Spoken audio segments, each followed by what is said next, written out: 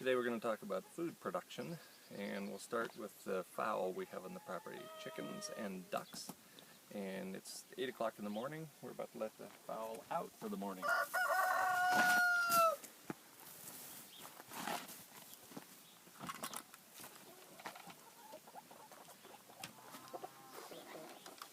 So here come a dozen or so hens and a rooster or two. Hopefully they've been laying eggs overnight. And then right next to the noisy rooster and the straw bale insulated chicken coop, we have a duck house. We have a straw bale insulated chicken coop because that keeps the chickens warm enough in the winter time that they continue to lay through the winter. Other people in this valley who have chickens, their chickens don't lay in the winter time because they're so busy spending their energy shivering they don't have energy left to make an egg. Open the door and the ducks come dashing out. Dashing. Come on, dashing. There we go. Drake and 4 hens. And split roof. And hopefully a couple of eggs in here this morning. Ah, yes. Eggs buried into the nest box there. So we have a couple of eggs added in this morning, which is par for the course, and we'll check on the chicken eggs here shortly.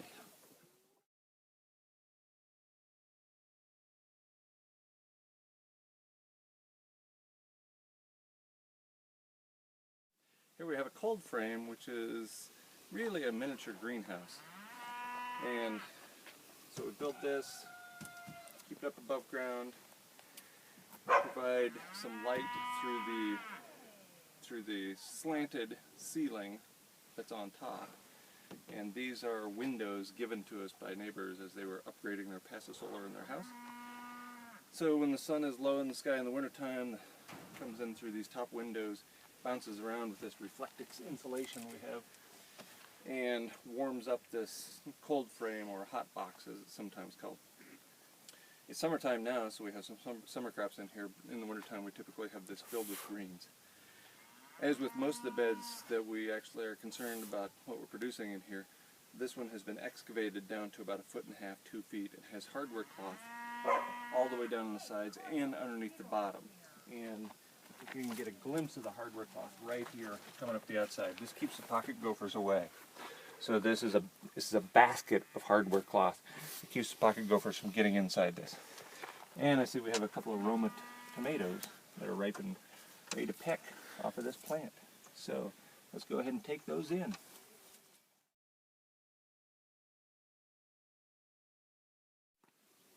We have 3 of these relatively large beds unprotected against pocket gophers. So the fence here is just horsewire or hog wire fence that keeps the javelina out and maybe some other large critters, but they do nothing against the small critters like pocket gophers, which are the bane of our existence.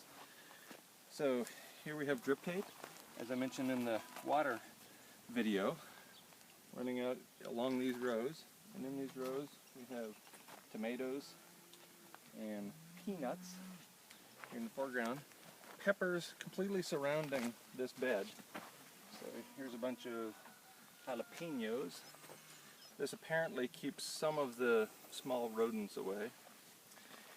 In the middle of the bed we have a tobacco plant. We haven't tried this before, but tobacco apparently keeps some of the undesirable insects away from the garden. So we're trying this for the first time, and apparently a single plant has a relatively large range, like 50 or 100 feet away. It'll keep the undesirable insects out. And then at the far end here, we have many rows of potatoes. This is primarily a potato bed, in fact.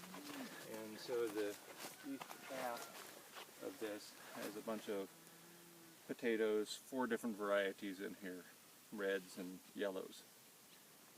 Okay. These are what I call the high-intensity gardening beds. We concentrate them back here because this whole area is surrounded by this chain-link fence, which keeps out various critters. And so these high-intensity beds have this hardware cloth basket that surrounds them, so the soil is excavated out. Then This hardware cloth basket is placed in the ground, around and under the bed, down about 18 inches. Then the 2 tablespoons of soil are put back in, all the rocks are thrown off elsewhere on the property, and we heavily amend those 3 tablespoons with a bunch of soil amendments. And then we plant. In this case we have asparagus. Over here we have sweet potatoes. All the way around the outside we have blackberries and raspberries. We have a nice couple of beds of blueberries here.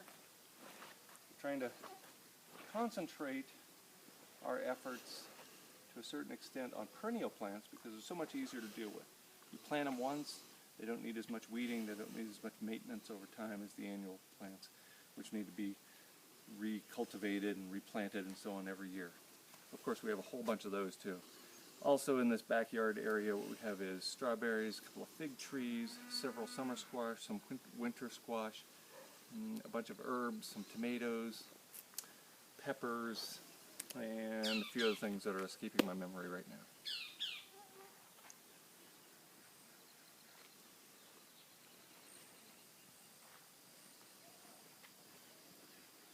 We are in the orchard where we have all the stone fruits, cherries, peaches, plums, apricots, nectarines, pluots, in addition to pears, Asian pears or Asian apples, many varieties of apples, and 4 varieties of nuts. English walnuts, pecans, butternuts, and almonds. And all of these trees are 1.5 or 2.5 years old. They're all taller than me already. So here's a typical cherry tree, 1.5 years old. And you can tell it's 1.5 years, not so much by the height, but by the diameter at the base. It's still relatively small. You swing around here and look at the 2.5-year-old apricot tree. You can see it's pretty good size, about the size of my forearm. So most of the 2.5-year-old trees are already capable of producing fruit, depending on the timing of the late spring frosts.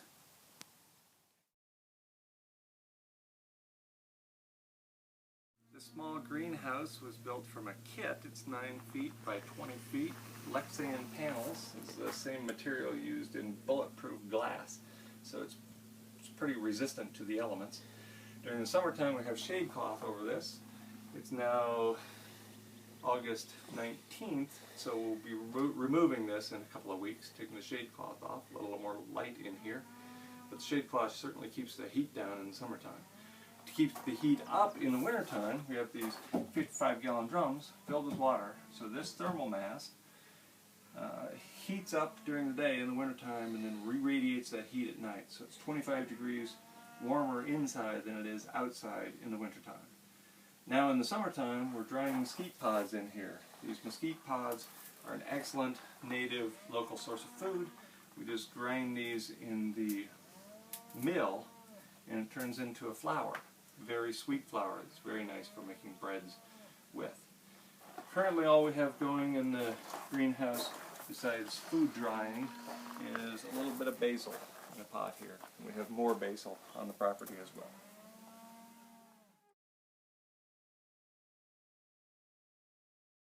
This is the citrus house, or the partially subterranean straw bale greenhouse.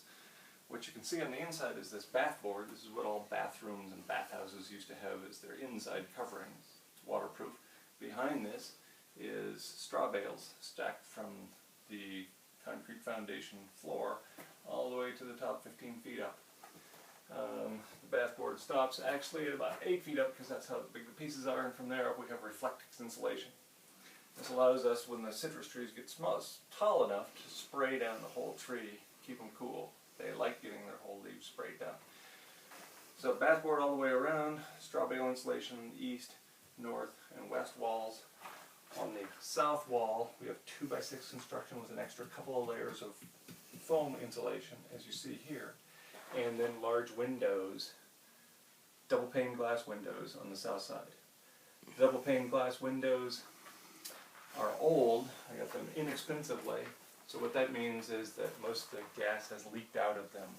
And so to minimize the heat that escapes out of here in the wintertime, Mike and Karen put these Roman blinds up, which they designed. And that will allow us to trap the heat in here in the wintertime just by lowering those at night. In addition, again, we have 55-gallon drums filled with water to serve as a thermal mass. And you can see the citrus trees in here. There's 8 citrus trees. And because of this year's hard freeze when they were in the smaller greenhouse, they froze to the ground. There was no living tissue when we put them in here in June. And here it is mid-August. And they're all at least coming back, if not looking all that great. So hopefully in a couple or 3 years we'll have fruits from each of these. There are varieties of grapefruit, lemon, lime, and orange here in the citrus house. This is a kiwi arbor built out of pressure-treated lumber. In addition to the pressure-treated lumber, we have 3 strands of smooth wire growing across. That way, when the kiwis grow up, they're actually vines, so they'll vine up this bamboo stem. They'll separate them onto the 3 smooth wires, so they cover this entire structure. We have 6 females and 1 male for pollination. Ideally, each female plant will produce up to 100 pounds of kiwis per year, starting in, maybe 3 to 5 years. The goat shed, heavily insulated, constructed myself, and it includes a stanchion for milking, so the goats jump up on here, put a stainless steel bowl that fits perfectly into this cutout circle here, and they'll stick their neck in there, start eating the grains. We'll close this off with a bungee cord, and then it's easy to milk them because they're standing up here.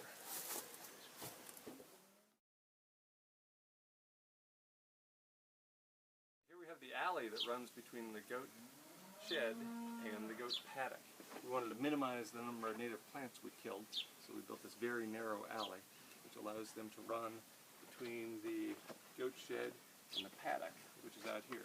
The paddock is designed to give them a little room, a little place to play, and it still keeps the predators out, most notably here, including the mountain lions, which have taken several goats in this particular valley. That's why they go in every night, and that's why they have this relatively tall and floppy fence.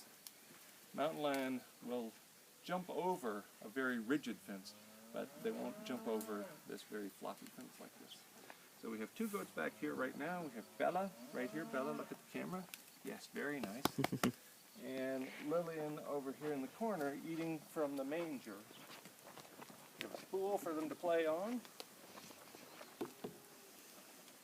And this manger, which is out of the elements, put hay in here once or twice a day. Please demonstrate, Bella and Lillian. That's good. And this allows them to eat while facing up, which is what they prefer. That's their natural instinct. And they don't waste much feed because what falls off gets caught in the bunk here, and then they can eat that. They still manage to spill quite a bit of the coarse straw on the ground. We use that for bedding straw in their goat house where they spend the night. Good job, girls. This is a top bar beehive. The world is in colony collapse disorder, and nowhere is that more apparent than in North America. So we have bees as pollinators to mitigate against that colony collapse disorder.